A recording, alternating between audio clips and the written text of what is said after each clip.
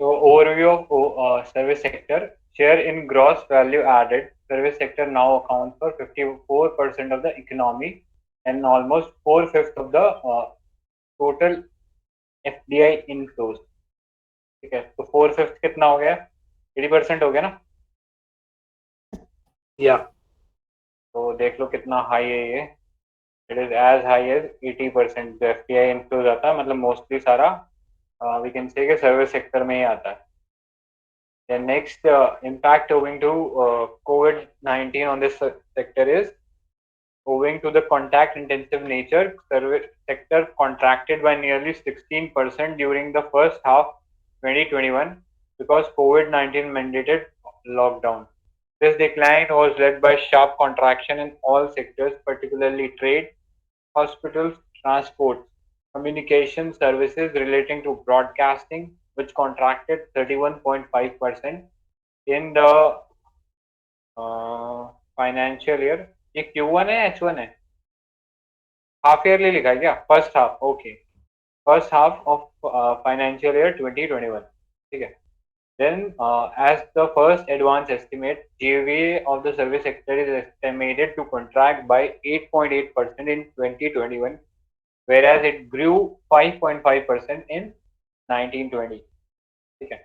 तो बेसिकली हमने देखा कि सर्विस सेक्टर के अंदर 54% इकोनॉमी का मतलब ग्रॉस वैल्यू ऐड करता है, and almost 80% of the FDI inflows happen in this sector. But because of COVID-19, this sector contracted by 16% in the first half of 2021. और क्योंकि बहुत सारा जो सर्विस सेक्टर है वो ये कॉन्टैक्ट इंटेंसिव नेचर है, जैसा टूरिज्म, हॉस्पिटैलिटी, इन सब के अंदर काफ़ी कॉन्टैक्ट इंटेंसिव नेचर है, तो पीपल अवॉइडेड इट एंड इनको सबसे ज़्यादा इम्पैक्ट रहा लॉकडाउन से. ठीक है. फिर इस साल रिवाइज एस्टिमेट में ये बता रहे हैं कि 8.8 से कॉन्ट्रैक्ट करेगा, and last year it grew by, मतलब लास्ट पिछले फाइनेंशियल में ईयर में इट ग्रू बाय 5.5%. कंट्रीब्यूशन की बात कर लेते हैं अब.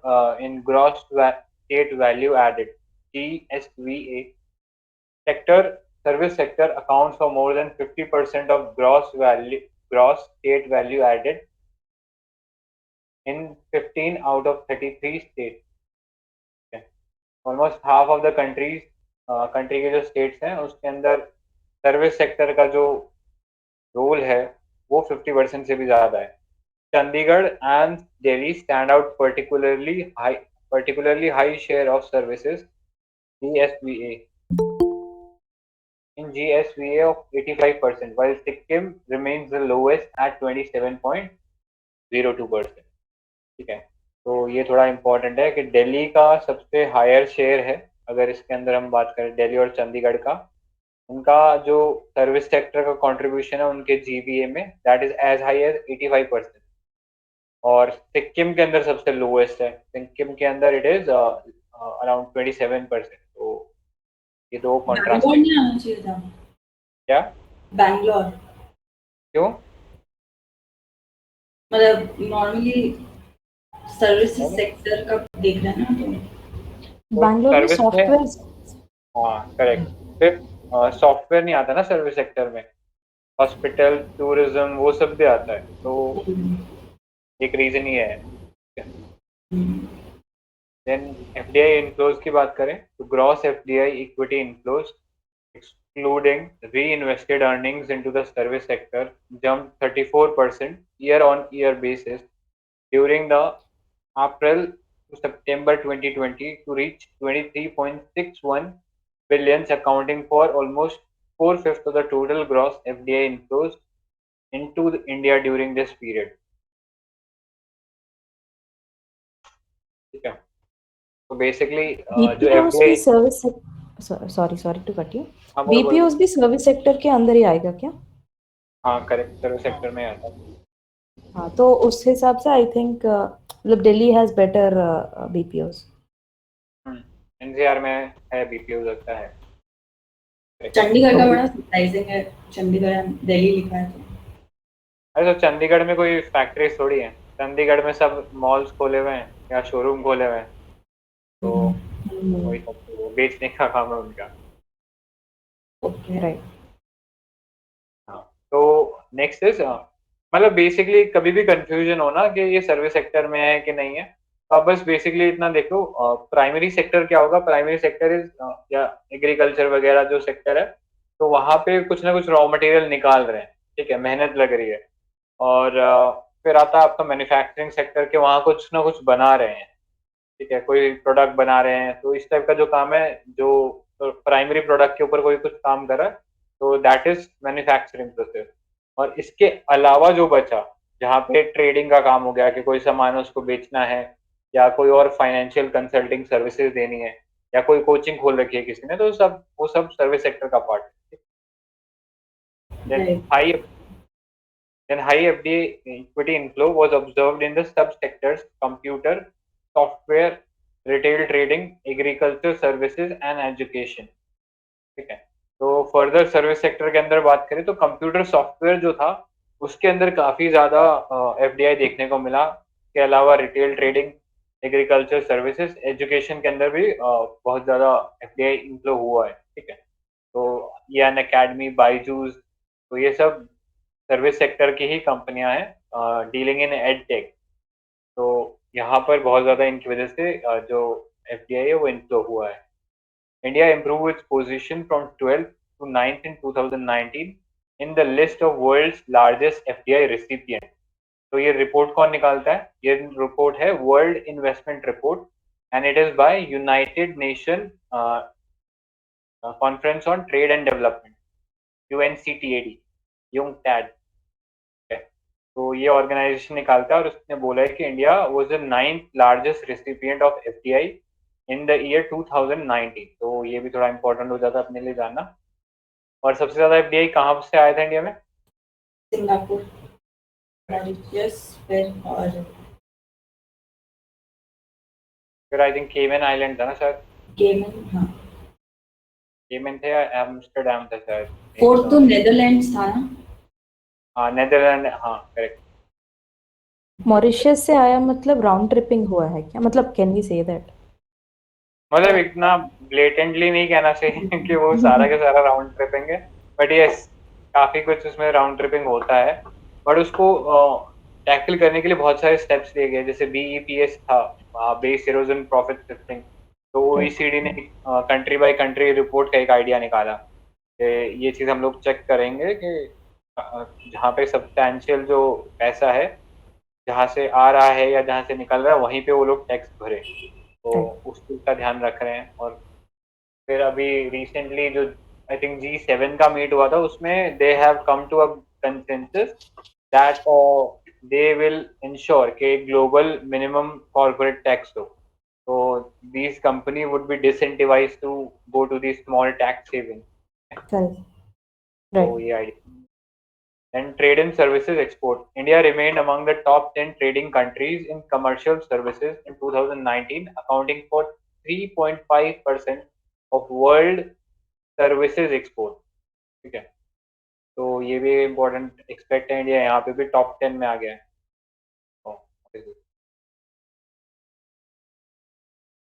तो इंडिया यहाँ पे भी टॉप 10 के अंदर आ गया है, तो थोड़ा सा इसको याद ध्यान में रख लेना। Then India service export growth moderated to 2.5% in 2019-20 from 6.6 to 6.6 in 18-19 as a recipient primarily on the account of transportation, insurance and communication services. Okay. Then export services with a share of 49.3% in total services export remained resilient with higher demand for digital support, cloud services, infrastructure modernization catering to new challenges posed by the pandemic। ठीक है, तो हमारा जो software export था that remain resilient, मतलब उसको कोई नुकसान नहीं हुआ इस कोविड-19 के अंदर, उल्टा उनको फायदा ही रहा। ये जितना पहले उनका शेयर था उतना अभी भी है, बिकॉज डिजिटल सर्विसेज की जो डिमांड है वो बढ़ गई थी इस लॉकडाउन के अंदर। तो जो हमारा सर्विस सेक्टर है वो that remain resilient for this, मतलब जो डिजिटल सर्विसेज है खासकर, वो दे रिमेन रेजिलियंट। ठीक है, then gross value added GVA, तो को यूएन ने कैसे डिफाइन किया है? UN system of national account defined GVA as the value of output minus the value of intermediate consumption and is a measure of contribution to GDP made by individual producer, industry or sector. Okay. तो जितना output का जो value है उसमें से intermediate consumption को minus करना है तो हमारे पास फाइनल प्रोडक्ट निकल जाएगा. At its simplest, it gives rupee value of goods and services produced in the economy after detecting the cost of input and the raw material used. Basically जो इतनी भी वैल्यू ऐड होगी उसको represent करेगा gross value added. नहीं simple sense में. Then trade and services import की बात करें तो service import exhibited sharper decline of 13.95% in first half of 2021 in comparison to the service export. ठीक है, तो ये एक अच्छा चीज रहा. हमारा जो इंपोर्ट है सर्विसेज के अंदर that decrease whereas our export that remained pretty much resilient. ठीक है, और payment for imports of overseas travel transport declined whereas payment for imports of business services increased. तो बेसिकली जो इंपोर्ट होता था in form of overseas travel यानी Indian citizen बाहर जाके जो ट्रैवल करते थे एक तरीके से वो सर्विस को इंपोर्ट कर रहे थे, तो वो चीज कम हो गई क्योंकि लॉकडाउन लगा हुआ था. And then next payment for import of overseas travel transport services decline whereas import for business services increase. ठीक है, तो बिजनेस सर्विसेज का इंपोर्ट इंक्रीज हुआ बट बाहर जो जा रहे थे घूमने के लिए हॉस्पिटैलिटी सेक्टर वाले उनके लिए डिक्रीज होगा. Then next export sharper decline in services import over export led to increase in the net services receipt by 2.1% in the quarter 1 of 2021 over the previous year.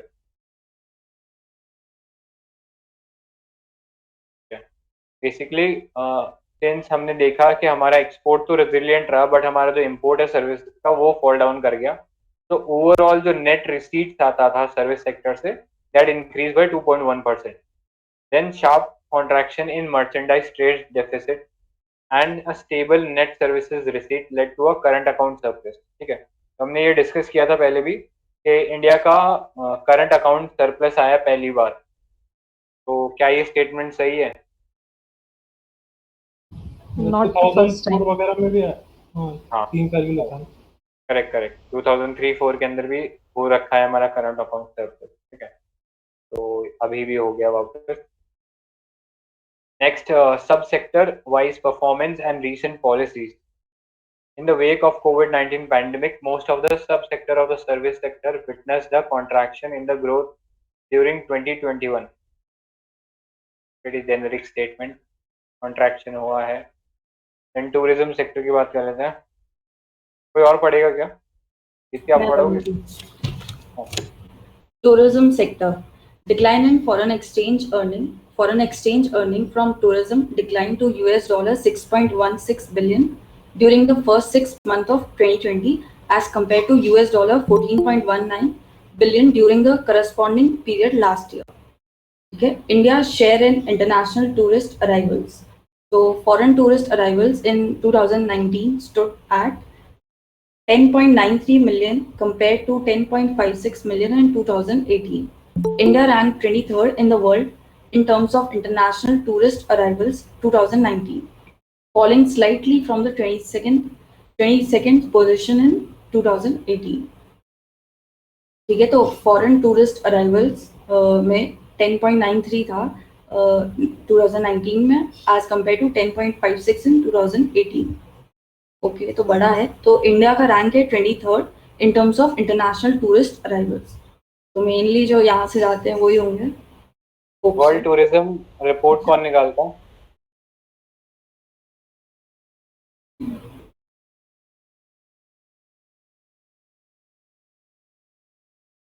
यार वो थोड़ा ना उस पे भी विजिलेंट रहा करो तो ऐसे जो डाउट्स है वो थोड़ा जल्दी सॉल्व हो जाएंगे.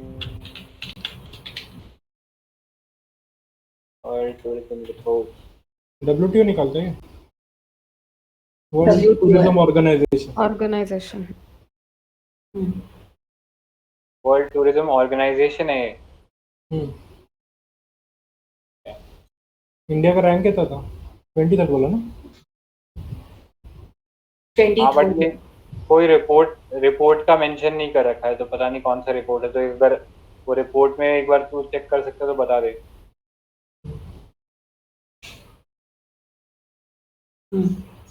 ठीक है, आगे देखते हैं। Country profile of foreign tourist from the top 10 countries visiting India are from Bangladesh, ठीक है, USA, UK, Australia, Canada, China, Malaysia, Sri Lanka, Germany, Russia. तो टॉप 5 देख लेते हैं। बांग्लादेश बाजू है, यूएसए, फिर कनाडा, फिर यूके है, फिर ऑस्ट्रेलिया है और फिर कनाडा है, ठीक है। They account for 67% of total foreign tourist arrival in India in 2019, ठीक है। तो preferred destination for, अच्छा, वंदे भारत मिशन देख लेते हैं। In order to evacuate Indians stranded abroad from the breakout of COVID-19 pandemic and the resultant lockdown across the world, mission was launched in early May. Okay. Under this mission, which is currently in its 9th phase, the government established transport bubbles with countries to repatriate its citizens. At present, India has active air bubble with 24 countries. Okay. As of January 5, 2021, over 4.49 million people were facilitated international travel. ठीक है। तो preferred destination क्या है for foreign tourist? तो top 5 state attracting are Tamil Nadu, Maharashtra, Uttar Pradesh, Delhi and West Bengal. Okay, तो तमिलनाडु है, महाराष्ट्र है, फिर है उत्तर प्रदेश, फिर दिल्ली और फिर West Bengal. Accounting for 69.4% of world's foreign tourist visit in country in 2019। I think ASI का वो मॉन्यूमेंट था ना, state wise monument, I think उसमें हाईएस्ट भी शायद तमिलनाडु के पास है, राइट? नंबर ऑफ मॉन्यूमेंट्स में? हाँ,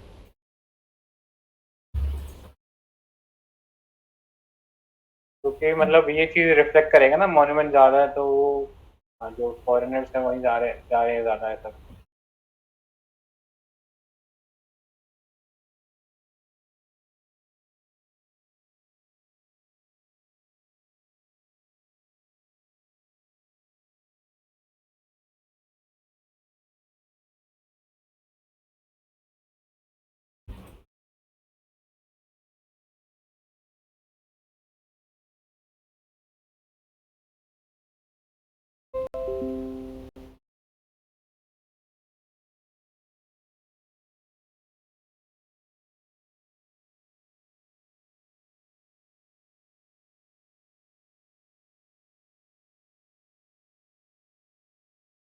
वैसे वो वर्ल्ड टूरिज्म ऑर्गेनाइजेशन इंडेक्स भी निकालता है, वर्ल्ड टूरिज्म इंडेक्स है, उसमें 2019 में इंडिया का 34th रैंक था और इसमें 23rd है।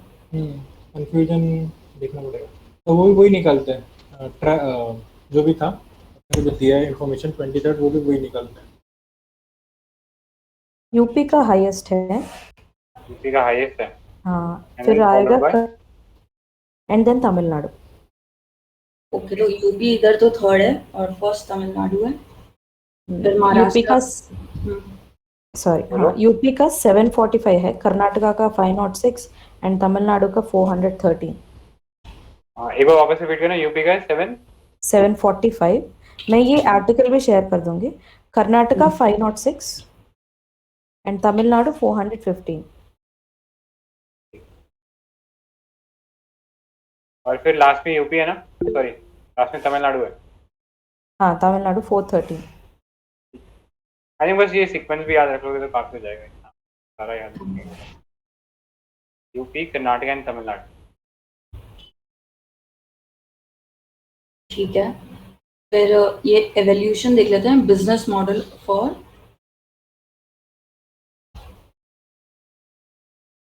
ITES, ठीक है।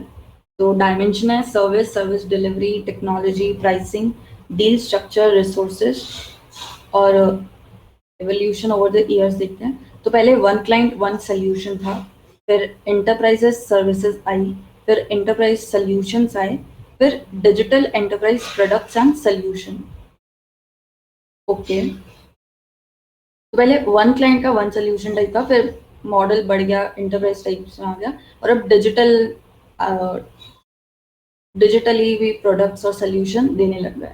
सर्विस डिलीवरी में पहले कस्टम एंड पीपल ड्रिवन था, ओके, इंडस्ट्रियलाइज्ड, फिर कैपेसिटी एंड मेथड ड्रिवन हुआ, फिर कैपेसिटी एंड आईपी ड्रिवन हुआ, and platform and automation.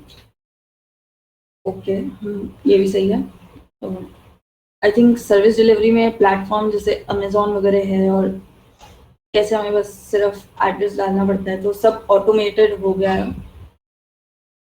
Technology में mainframe to client server, ठीक है, फिर है Y2K, मतलब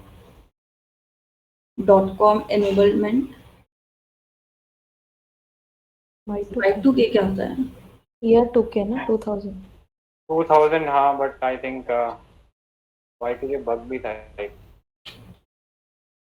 कोई आईटी वाला नहीं है यहाँ पे। The year 2000 है इसका मतलब, was commonly used to refer to widespread computer programming shortcut that was expected to cause extensive havoc as the year changed from 19 मतलब ये 1919 से एक्चुअली एक 99 से। बग, हाँ, एक बग था ये।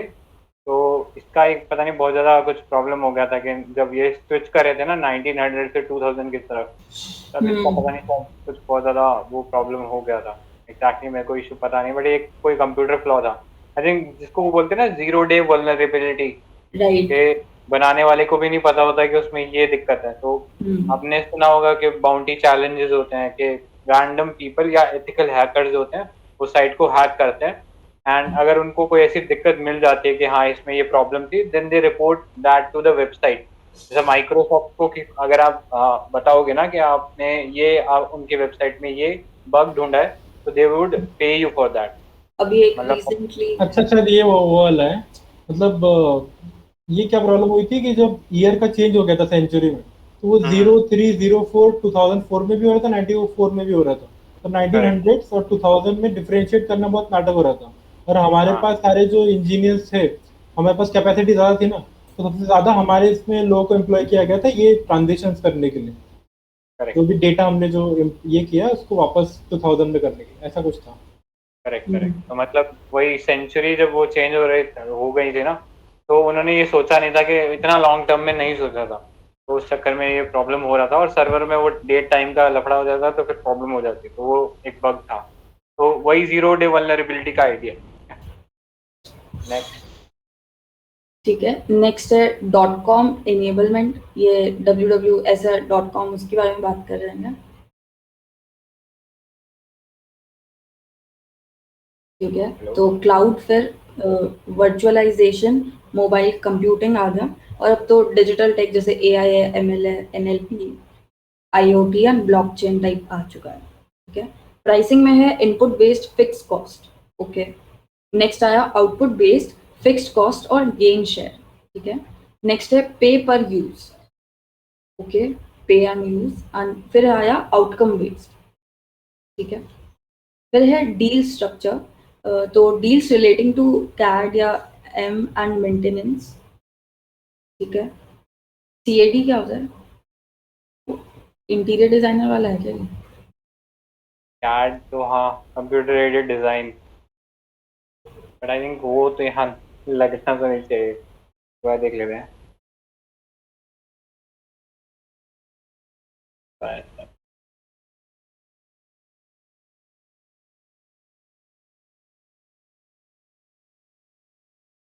नहीं, आई थिंक ये नहीं मिलेगा ऑप्शन। ठीक है, फिर है multiple vendors, large size, long duration. ठीक है, फिर small deal wins, short duration, and to end, और अब है structure deals, internet focus transaction. ठीक है, तो सब ऑनलाइन हो गया। फिर है रिसोर्सेज में स्टाफ ऑगमेंटेशन, फिर फिक्स्ड कैपेसिटी, फिर नॉन लीनियर, फिर humans and machine, domain and tech experts. Non linear का मतलब क्या हुआ रिसोर्सेज के मामले में?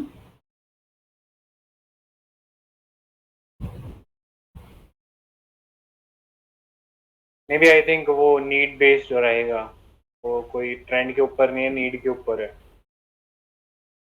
ठीक है, अच्छा, कैड शायद custom application development and maintenance होता है, कैड एम मॉडल है कोई। अच्छा, कस्टमाइज के हिसाब से डील्स हाँ चलते हैं। करेक्ट, ऊपर हम कस्टम देख भी रहे थे ना। हम्म। पहले तो सब इंडिविजुअल पे बेस्ड था और अब सब बिल्कुल डिफरेंट हो चुका है अगर देखा जाए तो।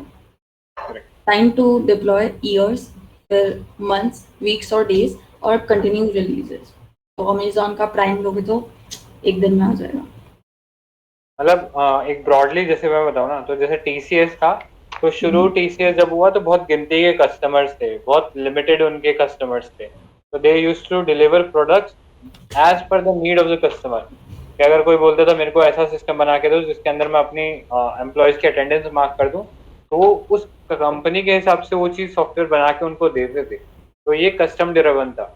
उसके बाद धीरे धीरे चीज़ें लार्ज स्केल होने लगी, तो फिर ये लोग जो है मास स्केल पर उन चीज़ों को बनाने लगे और औरों को भी देने लगे। तो एक स्टैंडर्ड प्रोडक्ट बनने लगा इनका, उसको आगे देने लगे। ठीक है। और फिर धीरे धीरे करते करते ये जो है, मतलब कस्टम या कस्टमर ओरिएंटेड से एक तरीके से मास स्केल प्रोड्यूसर बन गए और सोल्यूशन प्रोवाइड करने लगे। ठीक है, कि कंसल्टिंग सोल्यूशन देने लगे। तो फिर कंपनी जैसे टाटा है, तो टाटा कंसल्टेंसी सर्विस है, टाटा सॉफ्टवेयर सर्विसेज नहीं है। तो वो बिजनेस सॉल्यूशन भी देने लगा क्योंकि उसके पास इतना नॉलेज आ गया। वो सबको ये बता कि हाँ सॉफ्टवेयर ऐसा होना चाहिए, ऐसा होना चाहिए, ऐसी नीड फुलफिल करेगा। तो एक तरीके से वो बिजनेस ओरिएंटेड सॉल्यूशंस भी देने लगा उसके अंदर। और फिर धीरे धीरे एआई जब और टाइप की जो टेक्नोलॉजी है, जैसे चैटबॉट्स हो गया और ऑग्मेंटेड रियलिटी एआई वगैरह हो गया,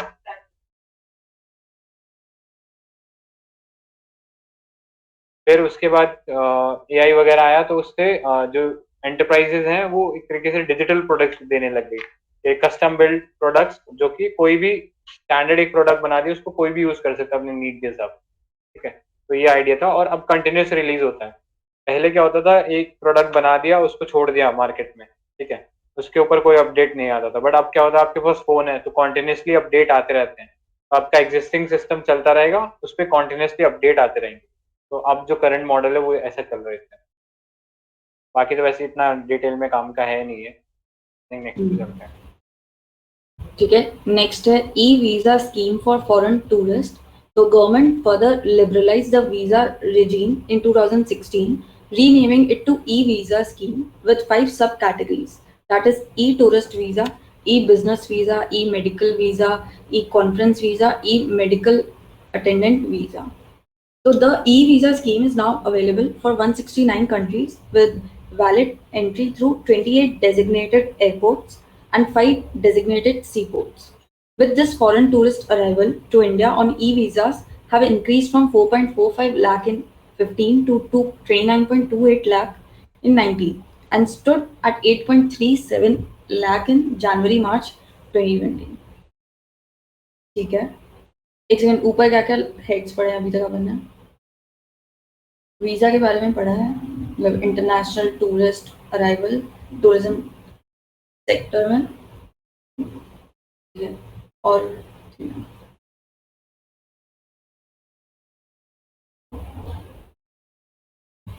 preferred destination for foreign tourist, ठीक है, और ई visa scheme for foreign tourist. Next है आईटी बीपीएम सेक्टर। तो आईटी सेक्टर के डोमिनेंट है। Over the last 6 years, IT services have constituted the majority share, over 50% of the IT BPM sector, which with about $97 billion in revenues in 2019-20. तो export driven services है ये।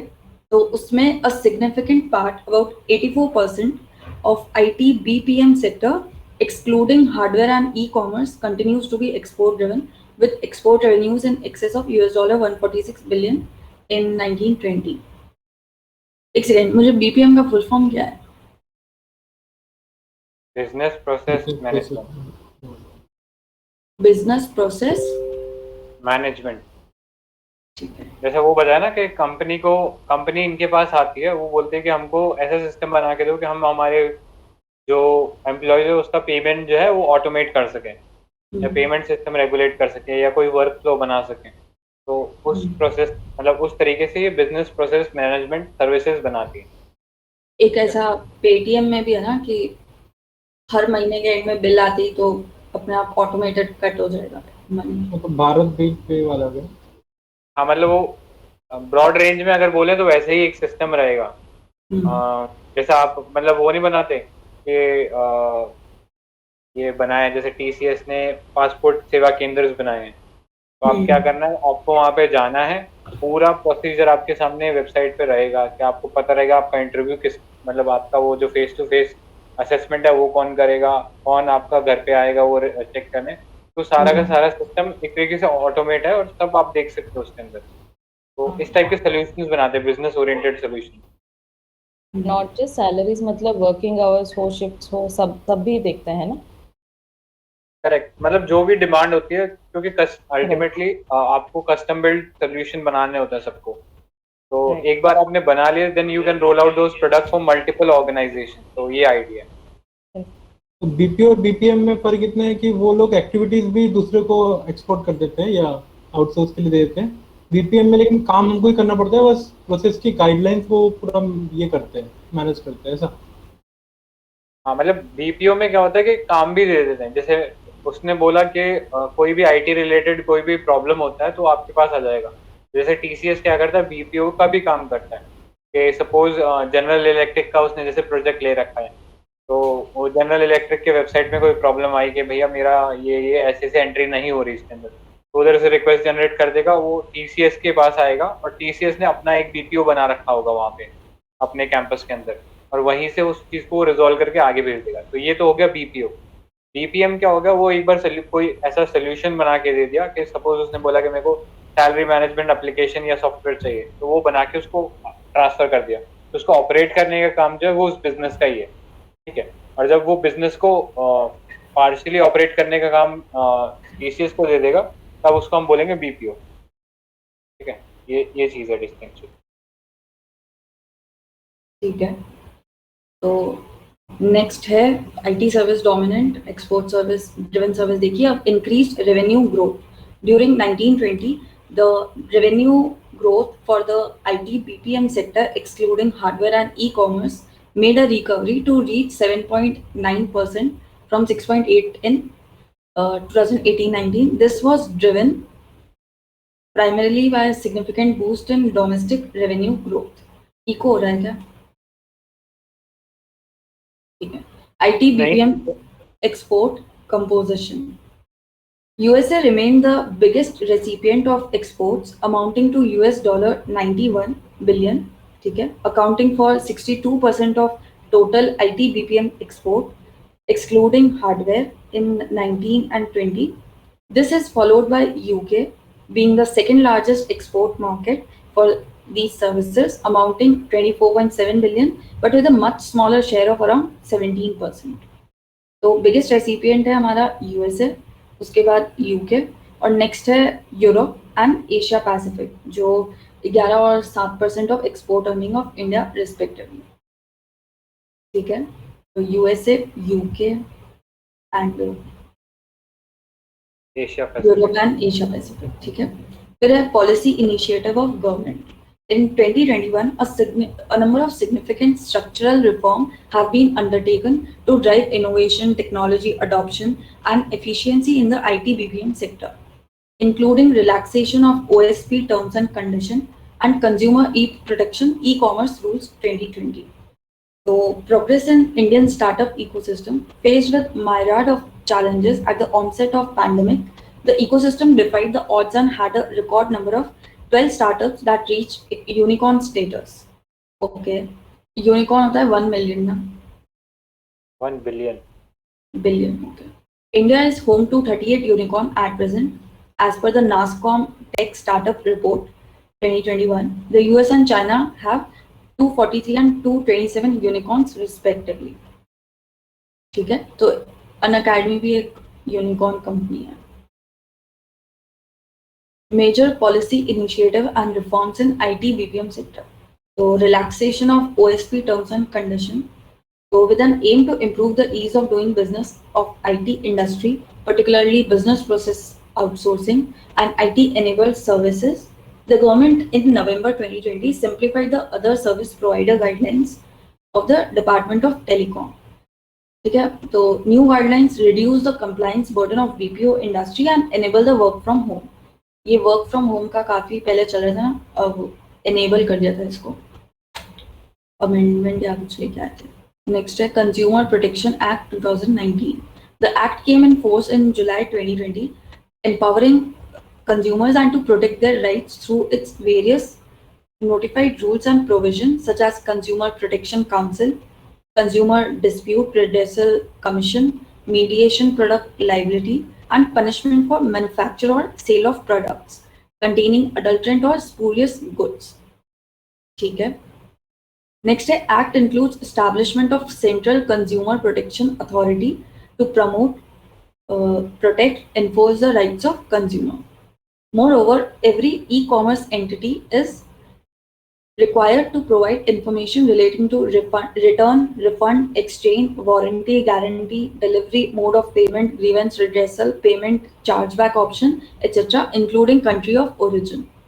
तो हम ये सब चीजें देखते हैं कोई भी प्लेटफॉर्म हो। Act introduces the concept of product liability and brings within its scope the product manufacturer, product service provider and product seller for any claim for compensation. तो हम ये सब भी देखते हैं, मेंशन्ड होता है किस कहाँ से आया है, made in Taiwan, made in China, ऐसा। ठीक है, स्क्रॉल।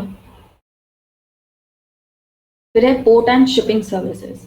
तो पोर्ट हैंडल करता है about 90% of export import cargo by volume and 70% by value in India. तो वॉल्यूम से 90% और वैल्यू से 70%। India has 1% share in world fleet as on January 2020। तो पोर्ट कैपेसिटी क्या है, तो total cargo capacity of major ports which was 871.52 million ton per annum at the end of March 14 was increased to 1534.91 MTPA by the end of March 2020 and handled traffic of 704.92 MT during 1920। ठीक है, तो बड़ा है। Important ports क्या क्या है, तो एक है दीनदयाल कांडला, पारादीप, जवाहरलाल नेहरू पोर्ट, विशाखापट्टनम है, चेन्नई है, have the highest cargo capacity as of March 2020। तो ये वापस पैरादीप पोर्ट कहाँ पे है? उड़ीसा, उड़ीसा, कांडला, गुजरात। अच्छा, जवाहरलाल नेहरू महाराष्ट्र साइड है ना। मुंबई। हाँ, ठीक है। नेक्स्ट है halving of turn around time. तो ये तो हमें कल भी पढ़ा था ना कि turn around time of ships which is key indicator of efficiency of port sector have declined from 4 days to 2.62 days. The shipping turnaround time has declined across all major ports and is now the lowest at the Cochin port and highest at Marmagua port.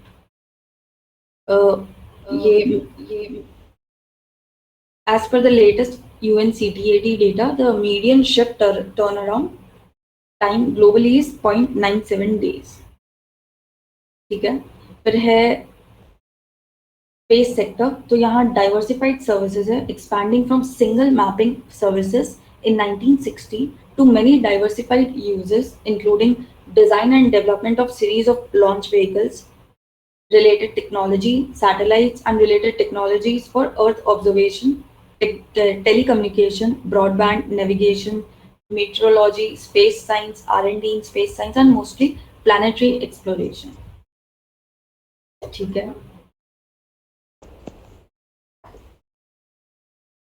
Scroll करना। तो अभी तक हमने tourism देखा है, port देखा है, space देखा है, और गाइस, डज एनीबॉडी नो ये टर्न अराउंड टाइम क्यों कम हुआ? टेक्नोलॉजी, ओके, मतलब कहाँ पे हाँ। थे? आई थिंक स्पेस सेक्टर शुरू कर दिया क्या? स्पेस सेक्टर शुरू कर दिया। ये लो स्पेंडिंग से पढ़ना है। Low spending service global players. So India spent about $1.8 billion on space program in 2019-20. However, the country still lags behind major player in the sector such as USA, China, Russia. ठीक है, satellites जो launch किए हैं तो 5 से 7 किए हैं per year in recent. On the other hand, USA, Russia, China dominate the satellite launching services with 19, 25, 34 satellites respectively in 2019. ठीक है. तो मतलब China has the highest number of satellite launches, followed by Russia and then by USA. China का 34 और Russia का 25 और USA का 19 और इंडिया का 5-7. बॉक्स खोलना है second. So prospects for commercialization and attracting private investment in space sector. So government in June 2020 opened up space sector, enabling participation of Indian private sector in entire gamut of space activities. NCIL or CPSE under Department of Space has been mandated to transfer the technology emanating out of Indian space program and enable Indian industry to scale up high technology manufacturing base. ठीक है, तो government establish किया in space Indian national space promotion and authorisation centre for promoting industry, attracting investment in space sector. तो ISRO would be sharing its infrastructure, transfer technology, know-how for production and spin-off. तो इसे private arm भी कहते हैं ना, इसको commercial arm. इसको in space को या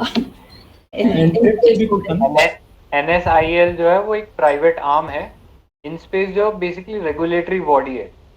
तो इसका रोल क्या है कि यहाँ पे पब्लिक प्राइवेट पार्टनरशिप होगा, मतलब इसरो से मेंबर होंगे कुछ और कुछ प्राइवेट जो कंपनीज हैं जैसे बेलाट्रिक्स और भी जो छोटी मोटी कंपनियां अभी शुरू हुई है इंडिया में, वो सब इसमें इन्वॉल्व रहेंगी. तो बेसिकली वो ये डिसाइड करेंगे कि कैसे प्राइवेट सेक्टर का रोल जो है इंडियन स्पेस सेक्टर में बढ़ाया जा सकता है. तो उसमें वो चीज़ जैसे अगला लाइन लिखा है ना कि इसरो उसमें क्या कर सकता है, इसरो उसमें उनको इंफ्रास्ट्रक्चर दे सकता है कि हम हमारा जो लॉन्चिंग बेस है आपको दे रहे हैं, आप यहाँ पे लॉन्च कर लो, या फिर टेक्नोलॉजी ट्रांसफर कर दे. इसरो ने जो टेक्नोलॉजी बनाई है वो प्राइवेट सेक्टर को दे दे. तो NSIL जो है वो बेसिकली वो जो इसका कमर्शियल प्राइवेट आर्म, प्राइवेट तो नहीं बोलना चाहिए बट कमर्शियल आर्म कह सकते हैं. ठीक है, तो बेसिकली एक PSU होगा ये, और इसका काम ये होगा कि इसरो का जो बेसिक जो वर्क था ना, जैसा कि बिल्डिंग जो वर्क था, जैसा PSLV बनाना है. ठीक है, अब PSLV तो इनको रेगुलरली चाहिए, उसमें कोई टेक्नोलॉजिकल इनोवेशन तो करनी नहीं है. तो इस टाइप के जो काम है they should be given out to private sector, so that ISRO जो है वो अपना कोर फोकस एरिया जो है जो रिसर्च करना, उस चीज़ पे ध्यान दे सके. और साथ ही साथ हमारे जो प्राइवेट सेक्टर है वो बूस्ट हो और इससे जॉब क्रिएशन हो, और इसका जो इफेक्ट है एक मल्टीप्लायर इफेक्ट हो कि टेक्नोलॉजी अगर एक सेक्टर में आती है फिर मल्टीपल सेक्टर्स में उसका असर पड़ेगा. तो ये भी एक आइडिया है. और हमने देखा है इसके अलावा एक कमर्शियल आर्म और है इसरो की, उसका नाम है एंट्रिक्स, ANTRIX. ठीक है, तो उसका काम बेसिकली क्या है कि बाहर जो कंपनियां उनसे सैटेलाइट लॉन्च के जो कॉन्ट्रैक्ट है वो लेके आती है वो. ठीक है, और फिर इसरो को ला के देती है कि भैया ये सैटेलाइट लॉन्च करनी है, तो इनके हिसाब से डेट प्रिपेयर कर लो. बेसिकली अपना जो है रेवेन्यू जनरेट करता है वो इन कॉन्ट्रैक्ट्स के थ्रू. और साथ ही साथ इंडिया के जो खुद के जो स्पेस लॉन्चेस हैं जैसे INSAT हो गया या IRNS हो गया, वो तो चलता ही रहता है. साथ ही साथ कुछ कमर्शियल रेवेन्यू भी जनरेट कर सके इसरो, इसके लिए एंट्रिक्स बनाया गया है. NSIL का डिफरेंस ये है कि ये जो टेक्नोलॉजी रहेगा जो इसरो के पास था उसको ट्रांसफर करके प्राइवेट सेक्टर को दिया जाएगा, और वो भी डोमेस्टिक प्राइवेट सेक्टर को. ठीक है, तो ताकि वो लोग टेक्नोलॉजी हमारे जो मैन्युफैक्चरिंग सेक्टर है वो बूस्ट हो सके, ये आइडिया है. ठीक है, तो NSIL में, अंतरिक्ष में और इन स्पेस में डिफरेंस पता लग गया. तो मैंने से NSIL जो है वो उसकी जो इसरो की जो टेक्नोलॉजी है वो ट्रांसफर करने में हेल्प करेगा, ये है ना. हाँ, मतलब बेसिकली वो बनाएगा फिर आगे. ठीक है, हाँ, प्राइवेट सेक्टर को कॉन्ट्रैक्ट देगा कि हाँ तुम ये वाला पार्ट बनाओ, तुम ये वाला पार्ट बनाओ, ऐसा करके इस सेंस में. और एंट्रिक्स वगैरह टाइम वगैरह ये करेगा ना. एंट्रिक्स जो है वो प्रोजेक्ट्स लेके आता है. जैसे हम क्या बोलते हैं, एक कंपनी में एक मार्केटिंग टीम होती है, एक फाइनेंस टीम होती है, एक HR टीम होती है. तो वैसे ही जो एंट्रिक्स है वो एक तरीके की मार्केटिंग टीम है. वो बाहर जाके सब जो बड़े बड़े कॉन्ट्रैक्ट वो है ना, जिनको भी सैटेलाइट लॉन्च कराना रहेगा, उनसे वो कॉन्ट्रैक्ट लेके आएगा और इंडिया का जो PSLV है उसको यूज करके वो सैटेलाइट्स को लॉन्च करवाएगा। अच्छा, और इन स्पेस जो है वो अपना सिर्फ रेगुलेटिंग बॉडी ऐसा कुछ, ओवरसीइंग बॉडी। हाँ, मतलब प्राइवेट और जो पब्लिक सेक्टर है उनका दोनों का मिक्सचर है यहाँ पे। और यूज बेसिक आइडिया ये है कि इंडिया का जो प्राइवेट सेक्टर है उसको हेल्प किया जाए ताकि वो बूस्ट कर सके। अभी हम देख रहे हैं ना कि चाइना, US, रशिया जो है हमसे कितनी ज़्यादा सैटेलाइट लॉन्च कर रहे हैं, तो हमारी लिमिटेड कैपेसिटी है फंडिंग के अंदर, तो उस चीज़ को ऑर्ग्यूमेंट करने के लिए प्राइवेट सेक्टर का रोल बहुत ज़्यादा इंपॉर्टेंट है, तो वही आइडिया है। ठीक है, तो अगर समराइज सही कर रही हो या नहीं वो बताना। NSIL वो है जो हमारी ट्रांसफर करेगी टेक्नोलॉजी और मतलब और एनेबल करेगी इंडस्ट्री, ताकि मतलब हमारा मैन्युफैक्चरिंग बेस बेसिकली ये ट्रांसफर करेगी टेक्नोलॉजी। इन स्पेस है हमारी जो प्रमोट करेगी इंडस्ट्री, और ये प्राइवेट और गवर्नमेंट का दोनों का मिक्स है, तो ये अट्रैक्ट भी करेंगे इन्वेस्टमेंट ताकि और इंडस्ट्रीज प्रमोट हो सके। और अंतरिक्ष जो है, इन स्पेस एक रेगुलेटिंग बॉडी भी है, और अंतरिक्ष जो है वो हमारी कमर्शियल डील्स करेगी, जैसे फॉरेन या कहीं पे भी बेचने और मतलब जो मार्केटिंग। वर्क होता है कि बेचना और क्या करना है, कमर्शियल डील करेगी बेसिकली। करेक्ट। ठीक है, तो ISRO would be sharing its infrastructure, transfer technology, know-how for production and spin-off.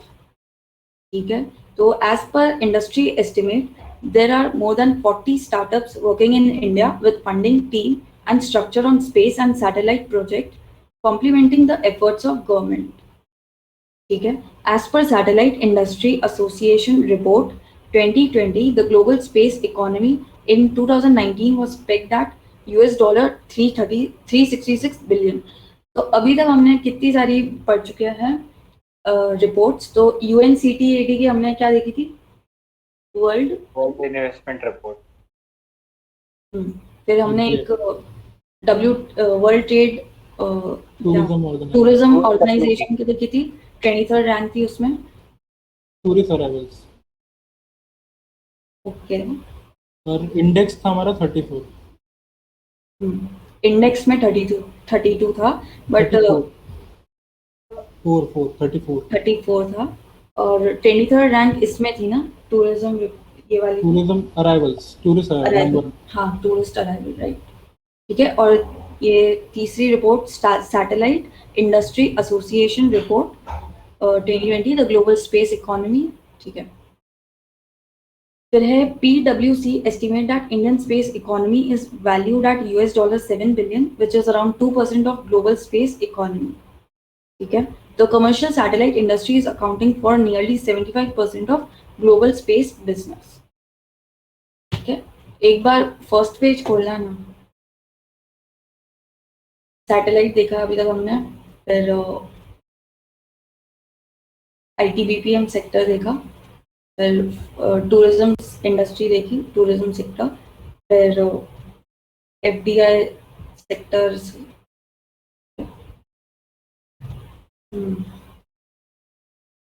ठीक है, तो ग्रॉस वैल्यू एडेड यहाँ पे है 50% of GSVA in 15 out of 33 state and UT, और चंडीगढ़ दिल्ली देखा हमने, और सिक्किम का सबसे कम था। FDI inflows into service sector 34% year on year basis, जो है 4/5 of total gross FDI equity inflow. ठीक है, और इंडिया की इंप्रूव हुई थी position from 12 to 9 UNCTAD world investment report 2020। ठीक है, और फिर तो एक्सपोर्ट देख रहे थे हम, 3.5% अकाउंट करती है, और टॉप 10 ट्रेडिंग में है इन कमर्शियल सर्विसेज, याद रखना। सॉफ्टवेयर एक्सपोर्ट्स में है हमारा 49.3% टोटल, तो डिजिटल और क्लाउड सर्विस इंफ्रास्ट्रक्चर वगैरह ये सब। और सर्विस इंपोर्ट में है हमारा डिक्लाइन हुआ है, ओके है, तो शार्प डिक्लाइन हुआ है 13.95%। ठीक है, net export sharp contraction in merchandise trade deficit and stable net service receipt led to current account surplus of 3.9% of GDP। ठीक है, तो फिर सब सेक्टर वाइज ही है जो भी आपने देखा, टूरिज्म और वो सब। क्वेश्चन पे आ जाओ, टूरिज्म ITBPM।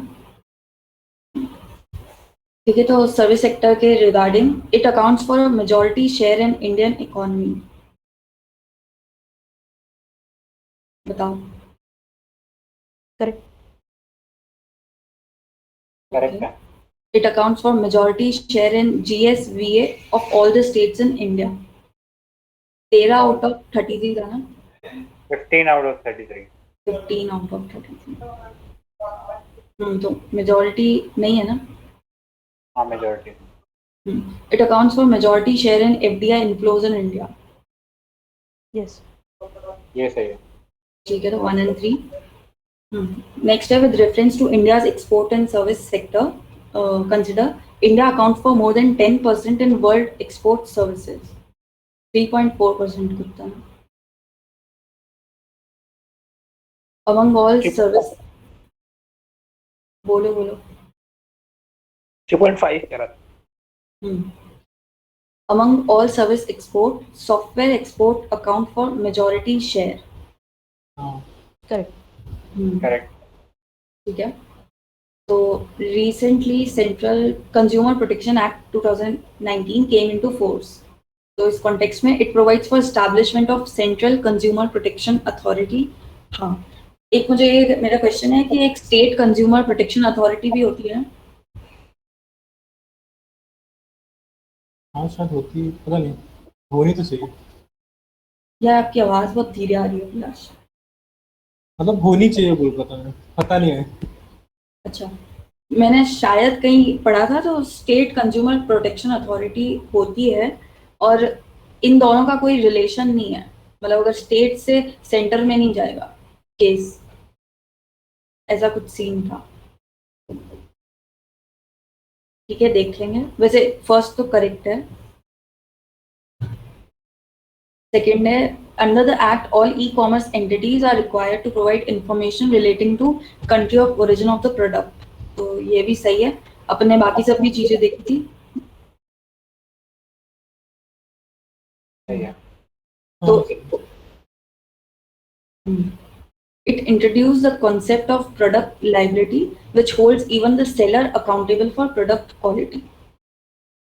ठीक है। ये सही है।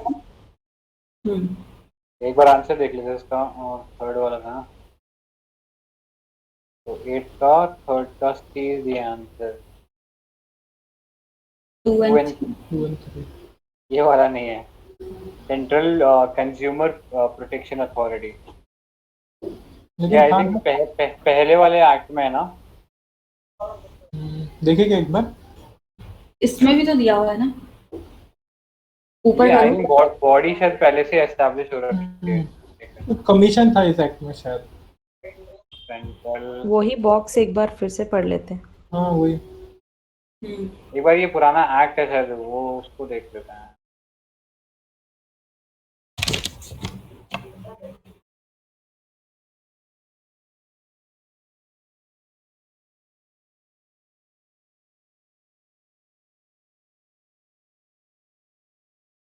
दृष्टि वाले की पहली लाइन लिखी हुई थी कि it provides for establishment of, the first line में लिखा है। लिखा तो है, फिर स्टेटमेंट गलत कैसे है? ये सेंट्रल कंज्यूमर प्रोटेक्शन अथॉरिटी, और वो क्या है? ये भी सेम है। सेम। ठीक है, एक बार इन्फोग्राफिक खोलो, क्या पता गलती हो गई हो उनसे।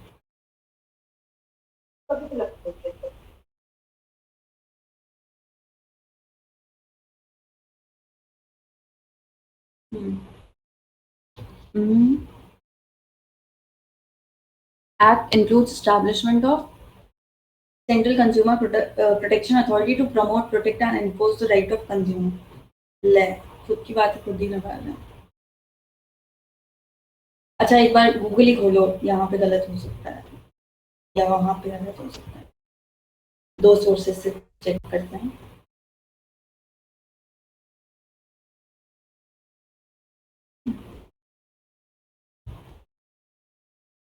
Government is all set to establish CCPA, तो ये सेक्शन 10(1) of CPA 19 एक्ट के है। तो government is all set to establish है, मतलब अभी तक आए नहीं। कितना पुराना है? 28 है।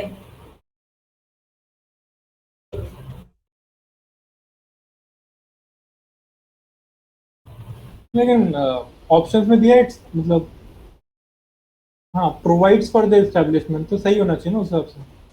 ठीक है, आंसर गलत दिया होगा मे बी। हाँ आंसर गलत दिया। माइनिंग आंसर ही गलत होगा।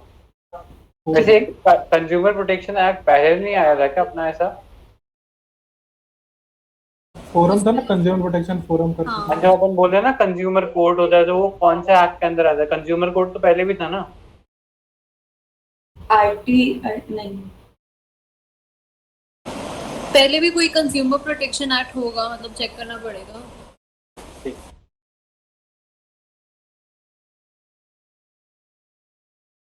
ठीक है नेक्स्ट देख लेते हैं। Trade logistics in India, average turn around time of ships has increased in last 5 years। तो ये गलत है, डिक्रीज हुआ है। India has 10% share in world fleet, तो ये सही है। 1%. नहीं, ये भी गलत है, 1% है। 1%. सॉरी 1% है।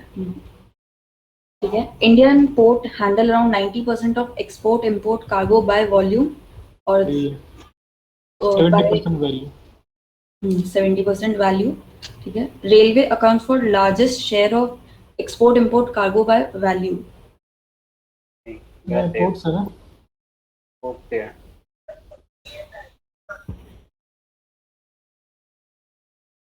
ठीक है। तो NSIL रिलेटेड, तो ये CPSE है अंडर DOS।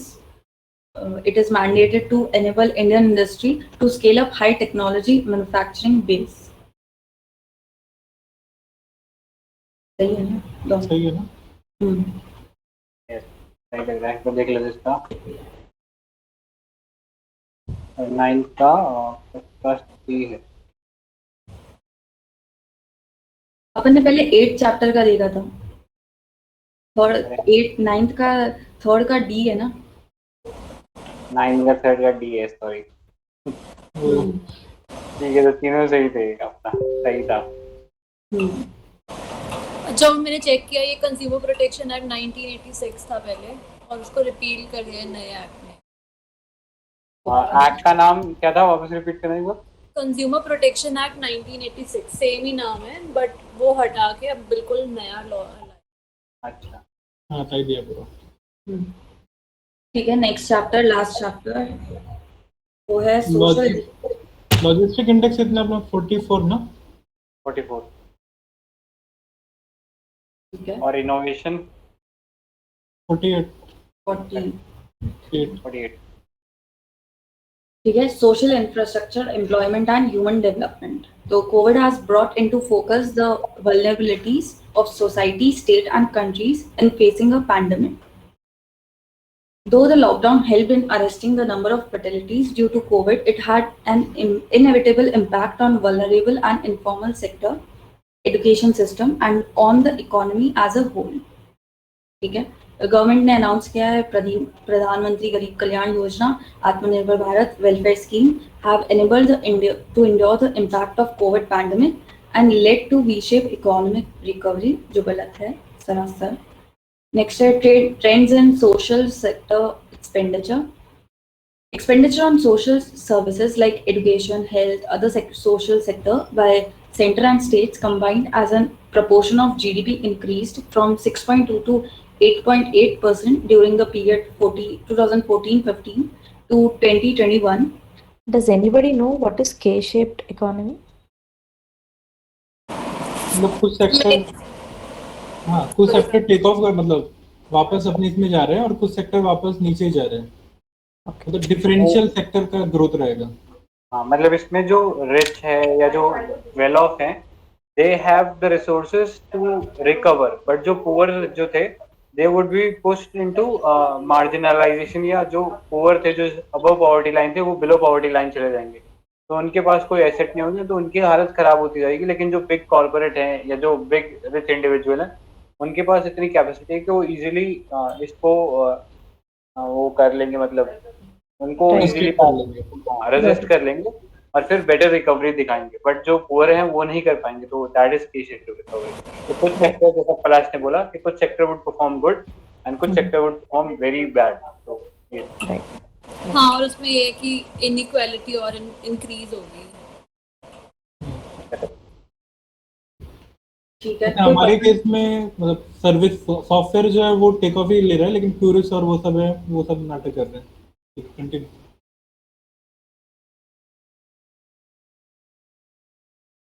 ठीक है, तो share of expenditure on social service out of total budgetary expenditure has increased to 26.5%, say from 23.4%. ठीक है, तो special economic and comprehensive package of 20 lakh crore equivalent to 10% of India's GDP was announced. ठीक है, to revive, to address pandemic. In subsequent announcement, additional support 29.88 lakh crore was announced. So of these, 4.31 lakh crore was allocated to social sector under Garib Kalyan Yojana and Garib Kalyan Yojana, Anna Yojana, support to worker, employer, MNREGS. तो human development India की rank है 131 in 2019 compared to 129 in 18. ठीक है, value of HDI for India has increased from 0.579 in 2010 to 0.645 in 2019. Average growth हुई है 1.21% and cross country comparison to average annual HDI growth shows India is ahead of BRICS country. ठीक है, ये तो हमने पहले भी कहीं देखा था ना, ब्रिक्स कंट्रीज से आगे है। तो कोई पढ़ देगा?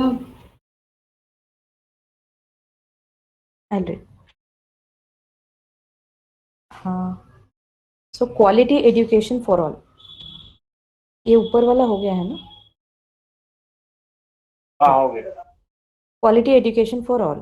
As per Unified District Information System for Education, UDICE, 2018-19, among government elementary schools, 90.2 have girls' toilet, 93.7% have boys' toilet, and 95.9% have provision of drinking water facility. This is as ये per yes. UDISE है ना, sorry interrupting. अभी ये उसका updated version आया है, ठीक है, यूडाइस प्लस, ठीक है। Right. किसी को पता है क्या?